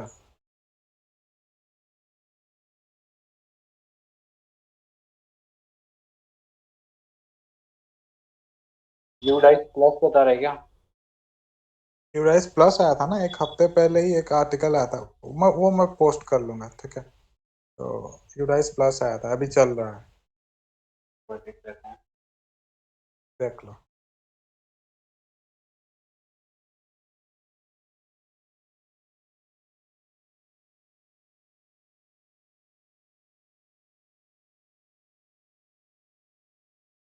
ये जो दिया है वो तो बहुत पुराना है, 1819 का है। हाँ, इसके दो वर्जन ही है। 2021 में आया ना ये तो। हाँ, मतलब वही बता रहा हूँ, 3-4 दिन पहले आया था, पढ़ा था। वो union education minister release a report on United information system for education plus, UDICE plus for school education in India. So it is one of the largest management information system on school education, launched in 1819 to speed up data entry, reduce error, improve data quality, and ease its verification. It is an application to collect the school detail about factors related to school and its resources. It is an updated and improved version of UDICE, which was initiated in 2012 and 13 by the government of by the Ministry of Education. It covers 1.5 million schools, 8.5 million teachers, and 250 million children. It helps measure the education parameters from class 1 to 12 in government and private school across India. Key points देख लो, total students. In 2019-20 total student education from primary to higher education have crossed 26 crore. अभी ये देख दो ना, बस category ये देख दो, जैसे जी की आर है और एक इंफ्रास्ट्रक्चर होगा। मतलब इम्प्रूव हुआ या नहीं हुआ वो देखा था। हाँ, gross ये enrollment ratio, pupil teacher ratio, enrollment of Divyang student, enrollment of girl, gender parity index, facility at school. तो facilities में electricity, computer, internet, hand washing facility, medical checkup, ठीक है। तो ये सारी चीजें जो है ये मेजर करेगा, मतलब और मेजर नहीं, यहाँ पे डेटा एंट्री होगी इन सब चीजों की। हाँ नो, इसमें क्या है कि ये जो रिसेंटली आर्टिकल आया था इसमें बस ये कंपैरिजन ही कर रहा है 2019-20 और 18-19, यही है बस, और कुछ नहीं। UDISE plus. हाँ, और उसमें मेजरली वो कंप्यूटर्स एंड इंटरनेट वाले पे ज़्यादा फोकस किया था कि बहुत ही कम स्कूल्स, हार्डली 5-6% स्कूल्स हैं जिनमें एजुकेट स्टार्ट्स बैक में देख लें, कोई बड़ी बात नहीं है, बस पैरामीटर पहचान लो। नहीं मतलब ये भी पता होना चाहिए ना कहाँ हम लोग लैग करें, जैसे क्या था पहले टॉयलेट्स भी नहीं थे, तो उस चीज़ को भी इम्प्रूव करना है, तो जो गर्ल स्टूडेंट है ताकि वो स्कूल जा सकें, तो वो चीज़ इंश्योर करना ज़रूरी है। तो इस टाइप के पैरामीटर से भी पता लगता है कितना स्वच्छ भारत अभियान सक्सेसफुल हुआ है या नहीं हुआ है। ये वाला मत पढ़ो, ठीक है, ये वाला स्किप कर दो, ये यूडाइस वाला। प्लस प्लस आ गया है ना। वो आर्टिकल डाल देना तो भी। क्या? ठीक है, निफ्टी पढ़ लें। Okay. As per National Sample Survey, NSS, the literacy rate of persons of age 7 years and above, 7 years and above, at all India levels stood at 77.7%. Literacy at the elementary school level is 96%. Above 7, it is 77.7%. याद रखने में भी easy है. And literacy at elementary school level is 96%. So programs and schemes for school education during 2020 to 21. Samagra Shiksha, an overarching program for the school education sector extending from preschool to class 12, was launched in 2018-19 with the following major features. Holistic approach to education. Treat school education holistically as a continuum from preschool to class 12. Focus on quality of education by focus on the 2 T's, teacher and technology. Capacity building of teachers and school heads. Tools for strengthening libraries. Support for Rashtriya Avishkar Abhiyan to promote science and math learning. So then focus on digital education through smart classrooms, digital boards, DTH channels, and ICT infrastructure in schools. Support to Diksha, a digital platform which offers students and parents engaging learning material. वो Fo- यहाँ पे एक add on कर लो, ठीक है। अगर आपको कोई बताता है कि एजुकेशन जो कि डिजिटल जहाँ पे नहीं मिल रहा है वहाँ पे सोल्यूशन क्या है, तो आप बता सकते हो कि जो हमारा प्रसार भारती है ना, ऑल इंडिया रेडियो और दूरदर्शन का एमलगेशन, मतलब मिलके, so it can help in जहाँ पे इंटरनेट नहीं है वहाँ पे हेल्प कर सकता है, ठीक है। प्रसार भारती जो कि हम हरदम इग्नोर ही करते रहते हैं, This but has been going on from actually like हाँ, since going on. ages. स्वयं प्रभा अभी रिसेंटली लॉन्च किया है, तो उसमें 24/7 आता है, हाँ मतलब नहीं, वही एजुकेशन बता रहा हूँ ना, मतलब ये सोल्यूशन में आप ऐड कर सकते हो, ठीक है। Right. बहुत सारे लोगों को तो पता ही नहीं होगा कि प्रसार भारती के अंदर यही होता है। उसका जो अगर देखोगे कि ज्योग्राफिकल एक्सेस जो है वो 99.2% समथिंग है, वो भी कोट कर सकते हो आप। But we don't know how much of penetration of TVs has been and how much of penetration of नहीं वैसा है ना, मतलब रेडियो जो है, रेडियो का तो ऑलमोस्ट यूनिवर्सल एक्सेस कह सकते हैं हम, तो नॉट यूनिवर्सल बट हाँ क्वाइट सिग्निफिकेंट इन्फ्लुएंस है। आई थिंक उसको यूज करना एक सही आइडिया रहेगा। अदरवाइज तो आई थिंक जो बताया ना टीवी वगैरह वाला डीटीएच पे, वो भी एक अच्छा आइडिया है, बट इनका रीच जो obviously it would be higher than the internet. I think उस पॉइंट ऑफ व्यू से it is good initiative. Prasar Bharati मतलब सिर्फ रेडियो वाला है ना? हाँ वो रेडियो वाला। हाँ, दूरदर्शन भी है ना। बाकी वैसे स्वयं प्रभा जो है ना उसके अंदर ये चीज हो रही है ऑलरेडी। डीटीएच पे आ रहे हैं 7-8 चैनल्स हैं जिनके ऊपर कॉन्टिन्यूस आता है 24/7, और रेडियो पे भी है आई थिंक ये। डीटीएच में क्या मतलब? स्वयं प्रभा है ना स्कीम, स्वयं स्वयं प्रभा। स्वयं तो एक है कि वो ऑनलाइन पोर्टल है जहाँ पे कोर्सेज मिलते हैं, ठीक है, जहाँ से आप कोर्स कर सकते हो, वो स्वयं पोर्टल है। और एक स्वयं प्रभा अभी इन्होंने निकाला है, उसके अंदर बच्चों के लिए ध्यान में रखते हुए उनके लिए ऑनलाइन जिनको नहीं हो सकती एजुकेशन उनके लिए टीवी पे एजुकेशन दे रहे हैं। तो चैनल के ऊपर पूरा दिन क्लास 6 का चलेगा, एक चैनल पे क्लास 8 का चलेगा, तो ऐसे वो चैनल्स बनाए हैं उन्होंने। Okay. ठीक है रंजीत ने। Right. Focus on girl education. Upgradation of Kasturba Gandhi Balika Vidyalayas KGBVs from 6th to 8th to class 6 to 12th. And self-defense training for girls. Enhanced focus on Beti Bachao, Beti Padhao. Then focus on inclusion, skill development, and physical education, regional balance, etc. Under Samagra Shiksha, Nishtha, National Initiative for School Heads and Teachers, Holistic Advancement, was contextualized to improve learning outcomes and made 100% online during the COVID-19 pandemic. Under Samagra Shiksha, Nishtha has been made 100% online. Okay. Then Padhna Likhna Abhiyan, an adult education scheme, has been introduced in financial year 2020 to 21. Adult education scheme, this is Padhna Likhna. During 1920, the midday meal scheme program in schools covered 11.59 crore children enrolled in elementary classes. Then National Education Policy 2020. NEP 2020 was announced, replacing the 34-year-old National Policy on Education 1986. Yeah, अभी हम ही like थोड़ी देर पहले we have seen 86 Consumer Protection Act also. Then to pave the way for transformational reforms in school and higher education systems in the country. So key features of the policy: universalization of education from preschool to secondary level by 2030. Okay. Then current 10+2 systems to 10+2 system to be replaced by new +3+4 curricular structure. Okay. The class 10 and 12 board examinations to be made easier to test core competencies rather than memorized facts. Changes in school governance with a new standards framework based on online self-declaration. And emphasis on foundational literacy and numeracy, and no rigid separation between academic streams, extracurriculars, vocational streams in schools.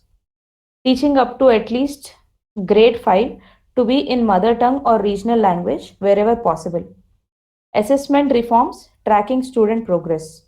New and comprehensive national curriculum framework for school education, childhood care and education, early childhood care and education, and teacher education and adult education. इसका और एक भी है, ठीक है, मतलब एक government school और एक प्राइवेट स्कूल, ठीक है, वो कोलैबोरेट करेंगे और जो भी बेस्ट प्रैक्टिसेस होंगे दे विल अडॉप्ट इट, ठीक है, एक है provisions. Okay. The impact of COVID-19 pandemic on school education. Since March 20, of the schools are closed due to COVID-19. COVID-19 induced restrictions, and children are taught online from their homes.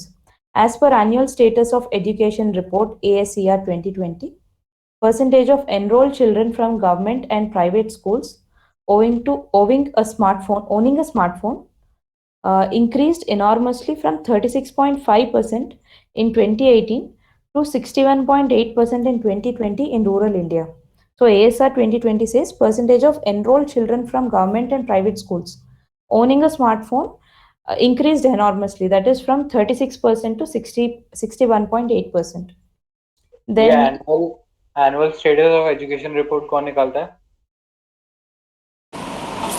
जियो है प्रथम। वो तो I think प्रथम नहीं निकालता, ये तो शायद मिनिस्ट्री ऑफ एजुकेशन ही निकालता है। नहीं, एसर प्रथम निकालता है। एनजीओ प्रथम, हाँ। तो फिर मिनिस्ट्री ऑफ एजुकेशन भी तो एक चीज निकालता है ना? वो नेशनल सैंपल सेट नहीं, कुछ और होता है वो।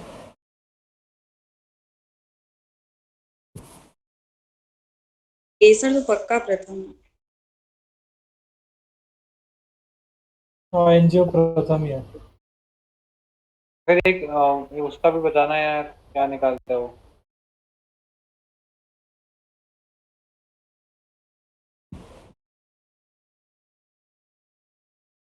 अच्छा, एनुअल स्टेटस बोला लेकिन ये बायएनली निकालता है। कौन? Yes, sir.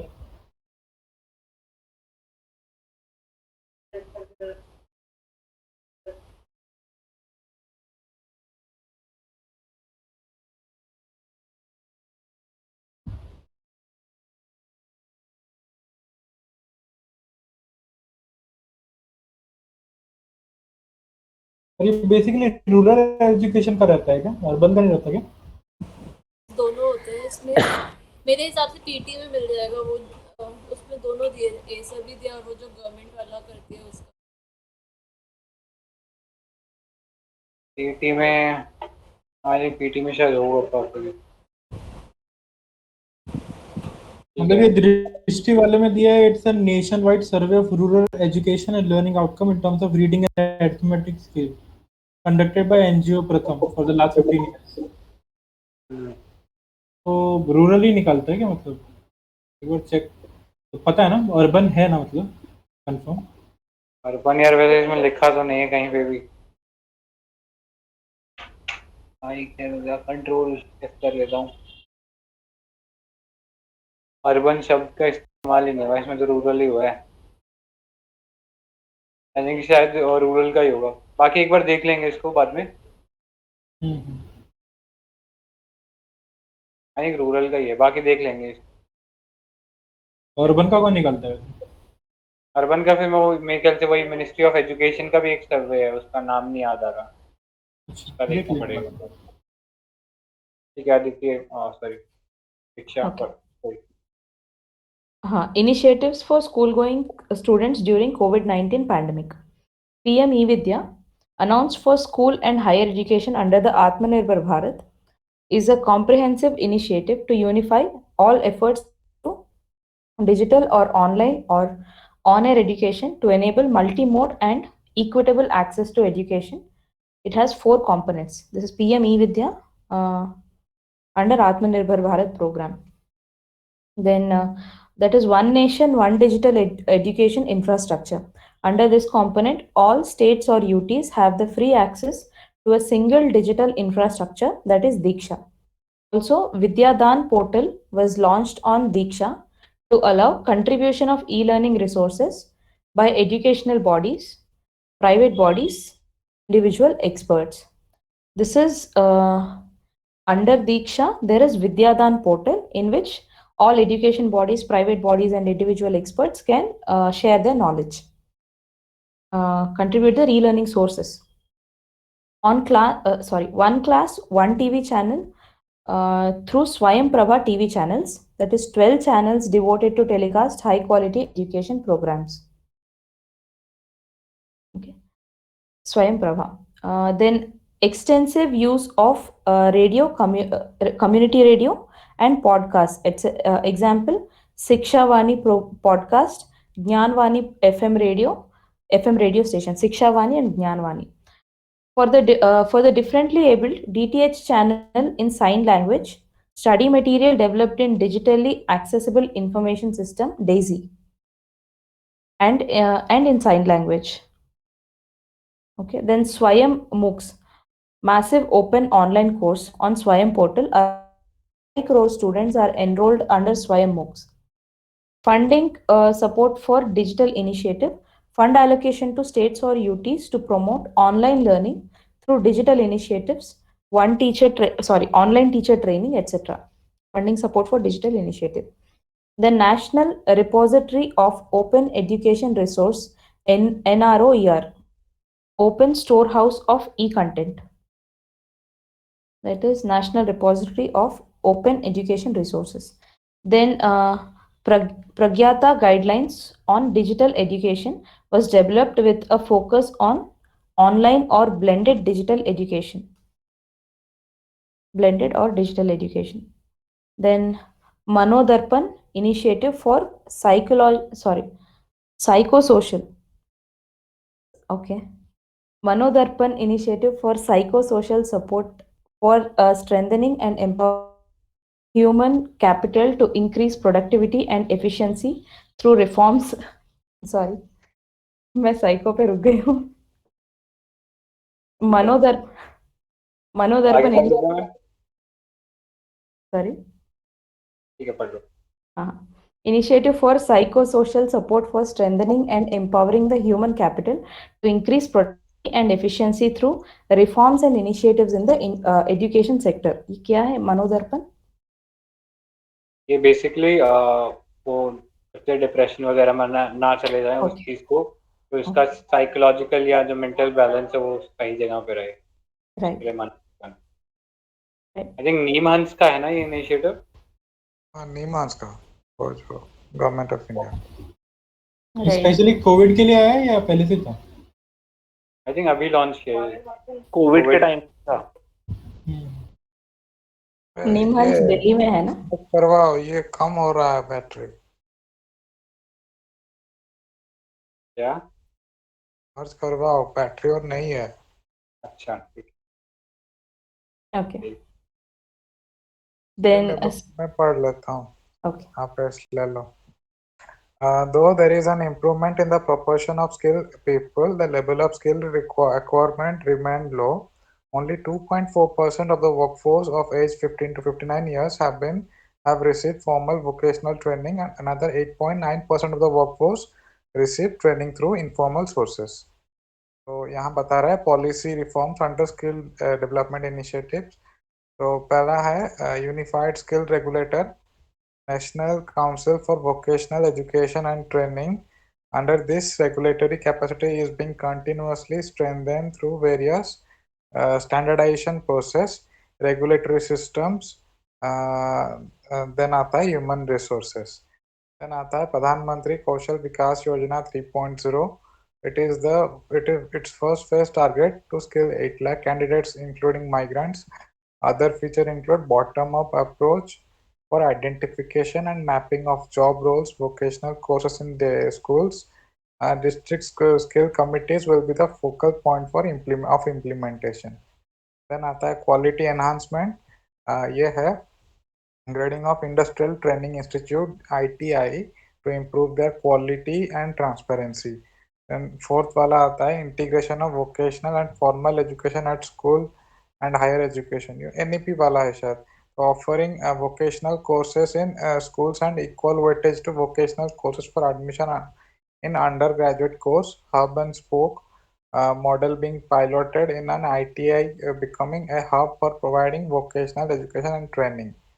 तो स्टेटस ऑफ एम्प्लॉयमेंट की बात करते हैं तो size of labour forces in 2018-19 was estimated about 51.8 crore person with 3 crore unemployed. Agriculture is the largest employer with 42% workforce, followed by other services 13.8% of the workforce. That's more important. Then आता है self-employment is the major source of employment with close to 52% of workforce employed, followed by regular wage or salaried employed and casual workers. Then आता है formal employment. There was a net increase in new subscriber in EPFO of 78.58 lakhs in 2019-20 as compared to 61 lakhs in 2018-19. Employment report by startup increased from 1.52 lakhs in January-December 2019 to 1.75 in January-December 2020 due to increase in the number of active recognition of startup from 11,694 to 14,784 the same period. अब आता है unemployment में. Unemployment rate in India has decline marginally to 5.8% in 2018-19 from 6.1% in 2017-18. The highest decline in unemployment rate is seen among those who receive formal vocational training. तो आते हैं फिर labour reforms. तो last year 29 central labour laws were amalgamated, rationalised and simplified into 4 labour codes. Code on wages 2019, industrial relation code 2020, occupational safety health and working condition code 2020. Then आता है code on security social security 2020. These codes bring laws in tune with the changing labor market trends, at the same time accommodating the welfare needs of the unorganized sector of workers, including the self-employed and the migrant workers. तो आते हैं chronology पे. Chronology of labor reforms post 1991. तो क्या है recommendation of various committees national commission on rural 1991 made recommendation of for specific category of workers definition of migrant workers to cover all migrants. कोई 2 minute पढ़ लो बस phone आ रहा है. Right. Report of the task force on the employment opportunity. Chairman Montek Singh Ahluwalia, 2001, recommended for short-term employment contract, etc. Then special group on targeting 10 million employment opportunity per year by per year headed by Planning Commission Chairman suggested state government may be permitted to amend labor law as per the requirements. Self-certification by units and random inspection, etc. Uh, Second National Labour Commission, Second National Commission on Labour, S. Ravindra Singh, 2002, recommended to group central labor law into 4 or 5 broad laws. ठीक है, तो basically जो labour laws आए हैं उनके पीछे ये second national commission on labour के जो चेयरमैन थे रविंद्र वर्मा या रविंद्र वर्मा कमेटी बोल सकते हैं, इनका एक मेजर हाथ था. ठीक है, तो आई थिंक ओवरऑल शायद 2 ही लेबर मतलब नेशनल लेबर कमीशन रहे हैं और ये सेकंड वाली का ही इम्पोर्टेंट आइडिया था जो अभी रिसेंटली हम 4 कोड देख रहे हैं उसमें. तो चेयरमैन भी याद रख लेना, chairman was Ravindra Verma, year था 2002. देन नेक्स्ट ये हमने अब इम्प्लीमेंट करी है, हाँ 2002 में इन्होंने दी थी. एआरसी का अभी तक इम्प्लीमेंट करने में अभी भी नहीं कर पा रहे हैं. फर्स्ट वाली एआरसी कब आई थी? एग्रीकल्चर का भी तो वही हो रहा है. हाँ correct. Then national commission for enterprise in कहाँ से? यहाँ से पढ़ दियो, एक से मैं ये कंप्लीट कर दूँ. National commission for enterprise in unorganized sector, Dr. Arjun Sen Gupta recommended separate legislation for providing social security to unorganized sector workers. ठीक है, तो ये broadly recommendations थी. Next changing nature of work पढ़ लो. यहाँ पे आता है the nature of work has been changing with the change in technology, evolution of new economic activities, innovation in organization structures and evolving business models. Digital platforms have created massive opportunities for the consumer and service provider to interact through innovative ways. With emergence of e-commerce and the online retailing platforms such as Amazon, Flipkart, Ola, Uber, India has emerged as one of the biggest countries in flexi staffing, employing temporary workers in the world, gig economy. यहाँ पे COVID-19 induced lockdown saw an increasing role of gig economy, with employers preferring work from home of their employees, engaging freelancers or outsourcing tasks to reduce overhead cost, etc. Nature of job contract for a gig worker is different from regular employer-employee contract, as it is usually shorter and more specific to the task. Employment type might be either temporary or contractual. Nature of payment is more of piece rate, negotiable. Workers are flexible to decide on when to work and where to work. For the first time, gig or platform workers have been brought under the ambit of the newly introduced Code of Social Security, those are Bs, by defining exclusively in the category of unorganized worker. अब आता है इसका impact on labor market.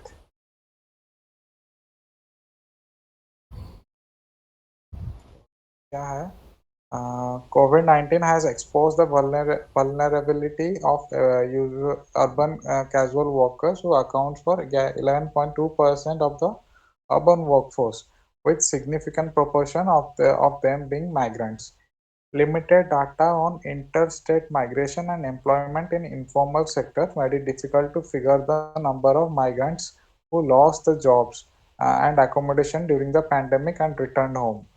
Government of India has taken following initiative for the welfare of workers during the pre-lockdown and lockdown periods.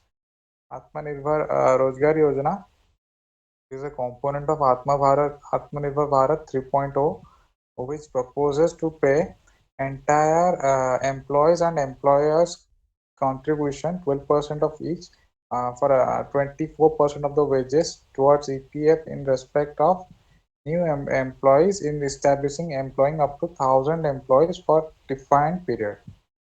तो दूसरा आता है only employees have share of EPF contribution 12% on wages in respect of new employees in establishment employing more than 1,000 employees up to and also to re-employ who lost their jobs due to COVID-19.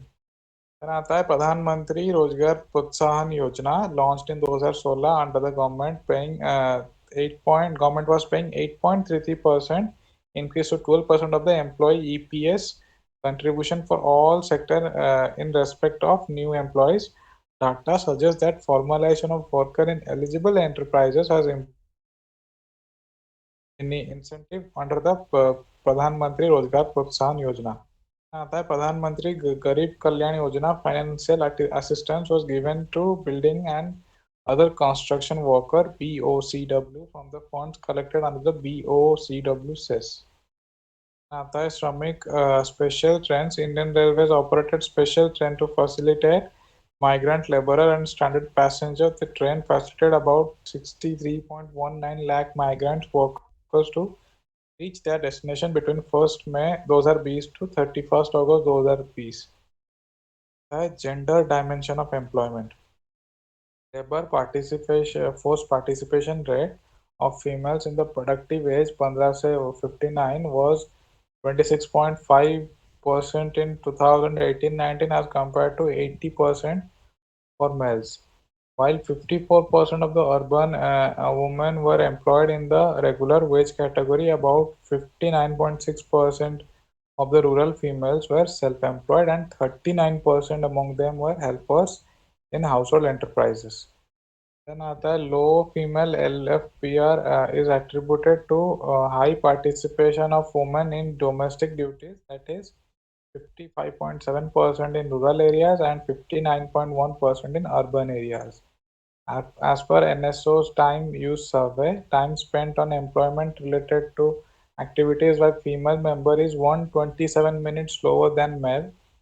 Females spend disproportionately higher time on childcare and instruction, meal management as compared to males.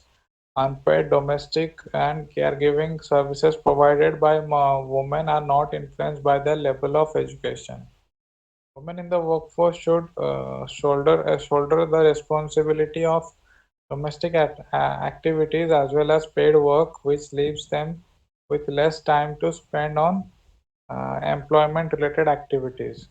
Time spent on unpaid domestic and caregiving services is relatively less for females in the workforce than females who are not in the labor force. So incentivize more women to join the labor force, investment in institutional support to affordable and quality child care facilities, paid paternal leave, family-friendly and work environment and support for elder care need to be made. There is also need to promote non-disciplinary practices at the workplace like pay and career progression, improve work incentives including other medical and social security benefits for female workers. Then आता है health पर. COVID-19 demonstrated the importance of investing and strengthening public health system. India has made significant progress in improving its health outcomes over the last 2 decades by eliminating polio, guinea worm disease, yawns, and maternal and neonatal tetanus. India is improved in health indicator for TFR has reduced from 3.6 in 1991 to 2.2 in 2018. Maternal MMR was 113 per 1 lakh live births, and under 5 mortality was 36 per 1,000 live births in 2018. Pandemic that put test to health infrastructure in India. There are more than 1 crore COVID cases reported in India with recovery rate more than 95%. However, the country lost around 1.52 lakhs lives due to the COVID pandemic. अब आता है आशा. So during the pandemic, in addition to performing tasks related to COVID-19, they continued support in accessing essential health services such as antenatal care, immunization, safe delivery and treatment, adherence for chronic diseases. All ASA and ASA facilitators were covered under प्रधान मंत्री गरीब Kalyan Yojana sorry इसके भी क्या full form है?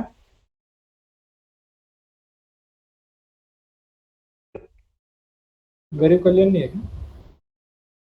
गरीब कल्याण योजना। परियोजना। So under this scheme, and incentives were increased from rupees to rupees 2000 per month. अब आते हैं ये वाला जो बॉक्स है,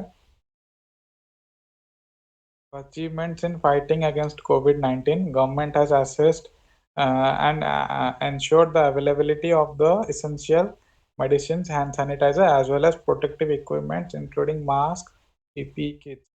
Fast track processing of application for clinical trials and new drug, including vaccines for COVID-19.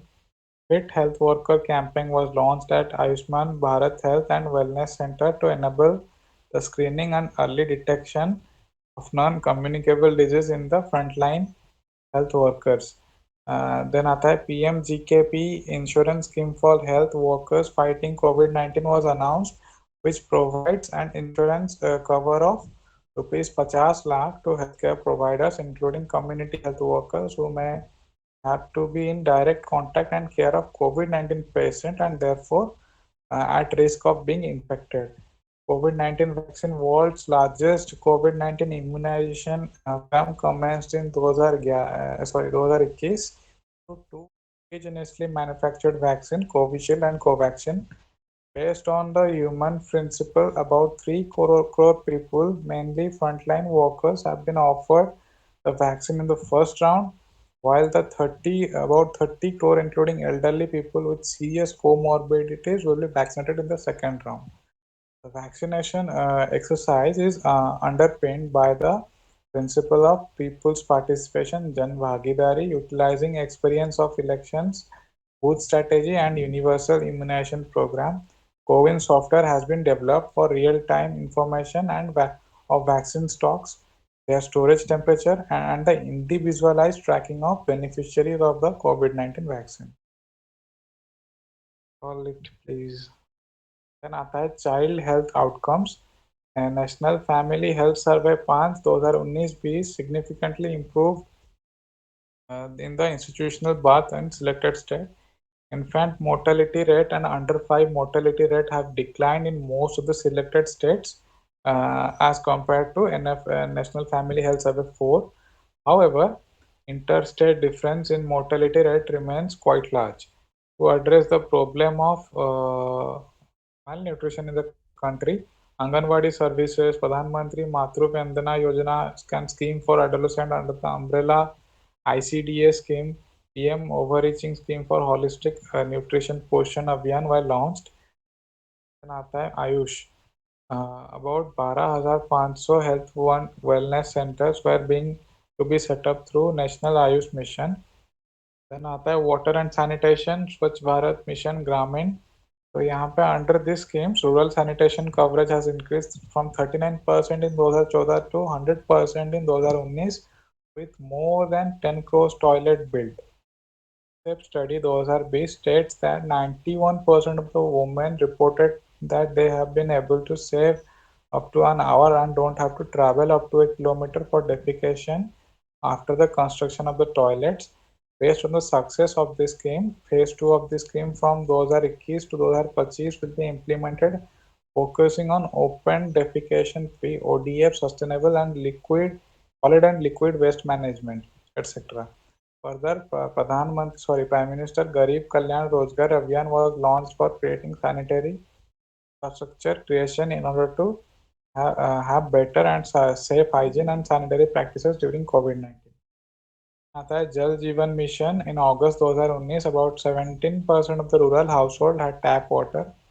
Jal Jeevan Mission aims to provide functional tap water connection (FTWC) by 2026 to remaining 8%. Goal of this scheme is to enable every rural household to get assured of potable piped water at the service level of 55 liters per capita per day IPCD regularly on a long-term basis by ensuring functionality of the tap water connection. It is a decentralized, demand-driven, community-managed program with local bodies playing a key role in the planning, implementation, management, operation, and maintenance of water supply system. About 3 crore of rural households have been provided with FTWC since the launch of the mission. Then आता है rural development. Rural sector witnessed the phenomenon of reverse migration during the period of complete lockdown, with migrants returning home. For Atmanirbhar package, funds were allocated to National Social Assistance Program Mahatma Gandhi NREGA to support rural household. अब आते हैं key elements and achievements of NREGA. क्या लिखा है? पहला है steps to strengthen NREGA. Electronic Fund Management System EFMS under use of Aadhaar, geotagging of assets, and strengthening of social audit system. Implementation of software for estimate calculation under rural rates for employment, secure geographical information system, GIS-based planning, Jan Narega, a mobile application system, eSaksham, a digital learning platform, and Project Unnati to upgrade the skill base of Mahatma Gandhi Narega workers. So 11.92 crore persons day generated in financial year 2020-21, which is an all-time high. Of the total person days for women is 52.69%, and SC is 19.9%, and ST is 17.8%. 99% of the wages paid electronically into the accounts of NREGA workers during 2021 as against 37% in the 2013-14. Around 61% of the total in financial year 2020-21 pertain to individual beneficiary schemes, and 68.37% of the total expenditure is on agriculture and allied workers. Other workers क्या, other initiatives क्या है rural development का? पहला है दीनदयाल अंत्योदय योजना, National Rural Livelihood Mission, aims at mobilizing about 9 to 10 crores households into SHG and link them to sustainable livelihood opportunities by building their skills and enabling them to access formal sources of finance, entitlements and services both from public and private sector. दूसरा है प्रधानमंत्री ग्राम सड़क योजना, launched in 2002. Objective क्या है? Provide single all-weather road connectivity to all eligible unconnected habitation of the designated population in rural areas of the country. Then है गरीब कल्याण रोजगार अभियान, launched in 2020 with major objective of provision of livelihood opportunities, returning migrants and similarly affected rural citizens, saturate villages with public infrastructure, roads, housing, Anganwadis, Panchayat, Bhavans, various livelihood assets and community complexes. तो ये जो दीनदयाल है, अरे यार दीनदयाल जो है इसमें up to December 2020 about 7.26 crore households have been mobilized into 66 lakhs self-help group under the mission, and self-help group has been provided more than rupees 12,195 crore cumulatively. Has been instrumental in providing last mile delivery of financial services in remote rural areas through deployment of SHG women as banking correspondent Sakhi.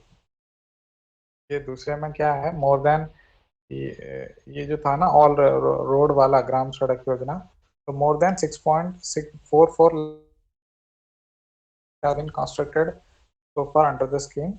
अब ये गरीब कल्याण रोजगार योजना के अंतर्गत 1.5 lakh water conservation structure, 4.5 lakh rural houses, 3500 anganwadi centre, 70,000 plantation etcetera were created.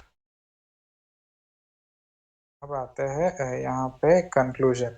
Investment in social infrastructure played a crucial role in the India's economic In spite of COVID-19 pandemic, public spending on social sector has increased in 2020-21 and India's progress towards vibrant economy is deep-seated in investing in social capital. Then ये पढ़ना है क्या? बताऊँ, ठीक है. Combine center and state social sector expenditure as per the percent of GDP has increased in 2020-21 compared to the last year. Online school took off in a big way during the COVID pandemic. Innovative measures were adopted to bring all strata of society under the medium of online digital schooling. Formal skill training showed an improvement under the annual scale cycle of PLFS. Then year 2018-19 witnessed was as a good year for employment generation. About 1.64 crore additional employment created during this period. Government has given incentive to boost employment under the scheme Atmanirbhar Bharat Yojana. Existing central labor laws has been rationalized and simplified into 4 labor codes. In the fight against COVID-19, India's acquired self-reliance in essential medicines, sanitizer, protective equipment, world's largest COVID-19 immunization program commenced in India through two indigenously manufactured vaccines. A total of 311.92 crore person days were generated under NREGA. Jai Hind.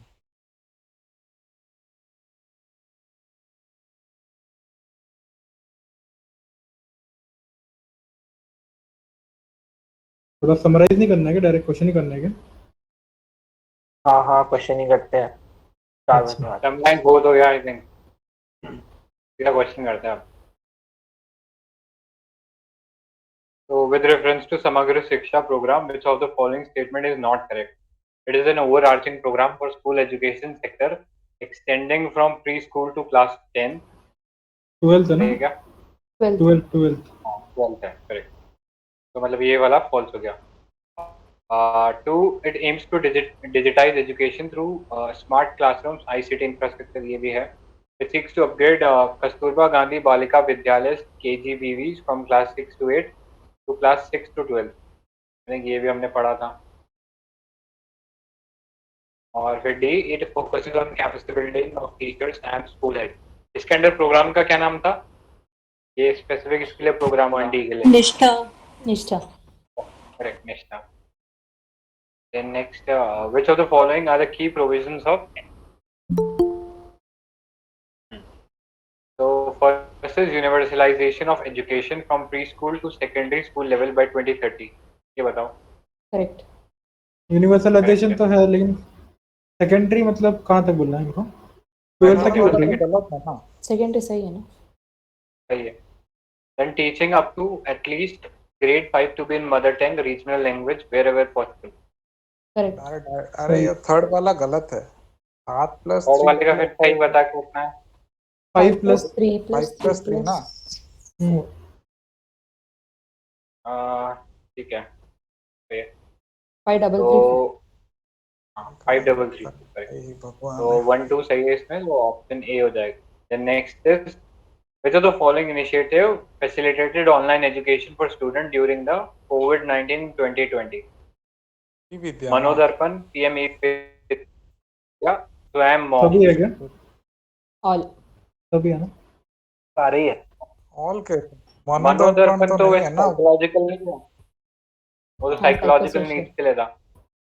वो नहीं देखेगा एक बार, include मे भी करेंगे. शायद मतलब psycho social है ना, एग्जैक्टली स्टडीज नहीं तो मे भी एक बार देख ले. थर्ड का डी है, थर्ड का अरे. डी यहाँ सारे इंक्लूड कर रहे हैं. 10th की देखते हैं इस बार.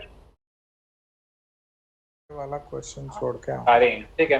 वो शायद उसी लाइन में लॉन्च किया था कि स्टूडेंट जो है वो बेटर परफॉर्म करते हैं. Fourth, with reference to skill development in India, consider the following statement. Only 2.4% of the workforce of age 15 to 59 have received vocational training, formal vocational training in India. सही है. 8.89 तो informal मिला है. Second, service sector is the last. Second, service sector. हाँ, correct. फिर service sector is the largest employer with 42.5% of the workforce. क्या हो गया? गलत है ये ना, तो गलत है। agriculture गलत है। करेक्ट। यहीं से काट third is majority of workforce is comprised of salary. हाँ, Majority of the one only workforce is comprised as salaried. हाँ ये भी गलत है क्योंकि सेल्फ एम्प्लॉयड है। one ही होगा। ठीक है, तो वन ओनली हो गया इसका, और इसी के साथ ये हमारा खत्म हो गया चैप्टर, सॉरी इकोनॉमिक्स सर्वे।